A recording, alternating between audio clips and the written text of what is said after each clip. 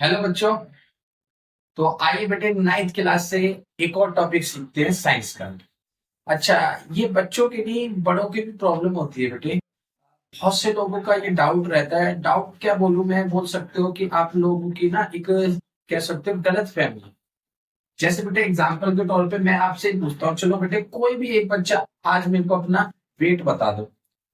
तो मोस्टली बच्चों के जवाब आएंगे sir 45 kg, 75 kg, 30 kg, 40 kg। बात बताओ बेटे, आप जो बता रहे हो क्या वो वेट है?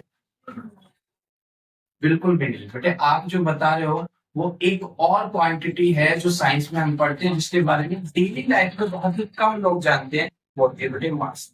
तो चलिए आज आपकी गलत फहमी को दूर करते हैं और समझते हैं क्या होता है मास और वेट। चलिए देखिए, आज हम पढ़ने वाले वेट और मास में क्या डिफरेंस होता है। एग्जाम्पल के तौर पर बेटा मैंने ये एक बॉल लिया है बेटे, समझ लेते हैं ये बॉल आयरन का है। अब बेटे आयरन का बोले तो आप सभी को पता होगा इसके अंदर क्या भरा होगा। सर आयरन का बोले तो इसमें आयरन ही भरा होगा। बात तो बिल्कुल सही है।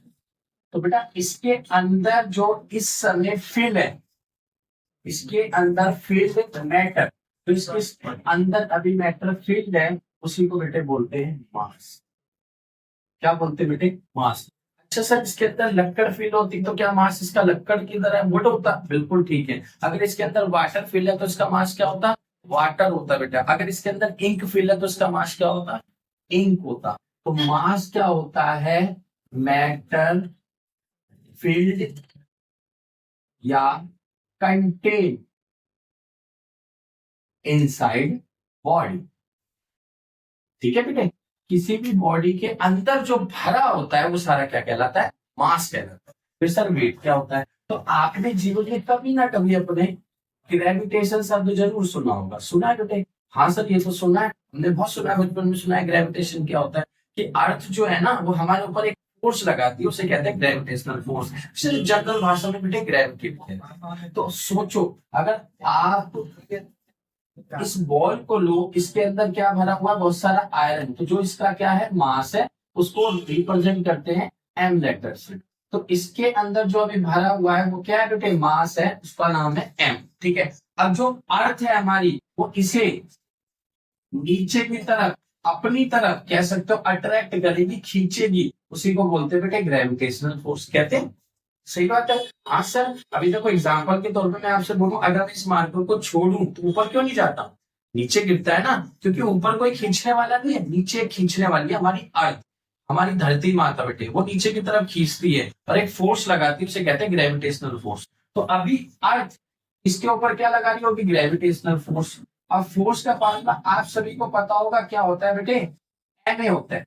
नाइन्थ क्लास में पढ़ा है बेटे, चैप्टर नंबर अपने 8 में पढ़ा है लॉ ऑफ मोशन में। फोर्स का फॉर्मूला क्या होता है? एम। अब बात इतनी सी है कि ये जो फोर्स लगा रही है, अर्थ लगा रही है अर्थ, और अर्थ जब फोर्स लगाती है तो एक्सेलरेशन की जगह यूज करते हैं बेटे acceleration due to gravity. Due to gravity यानी आप ए की जगह किसका इस्तेमाल करेंगे? सर जी का इस्तेमाल करेंगे। किसका? जी। तो यहाँ ए की जगह क्या आ जाएगा बेटे? जी।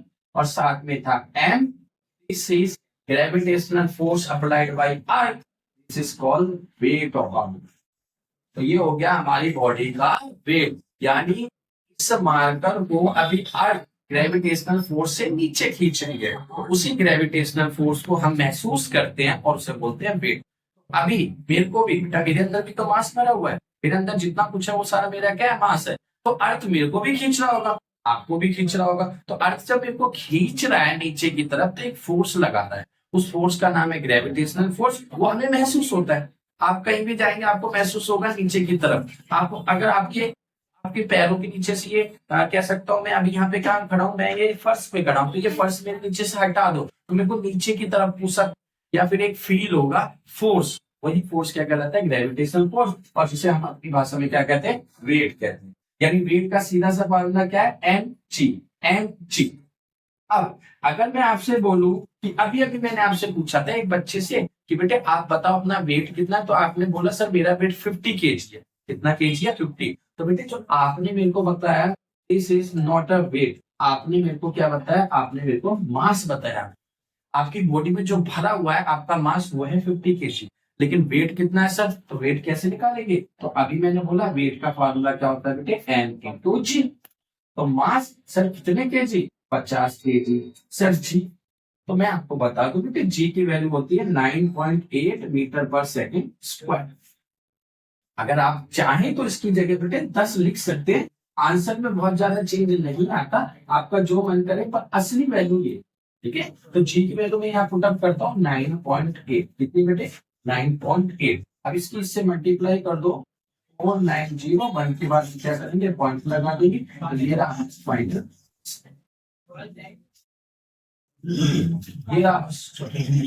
ये रहा हमारा फाइनल। समझे बेटे बात।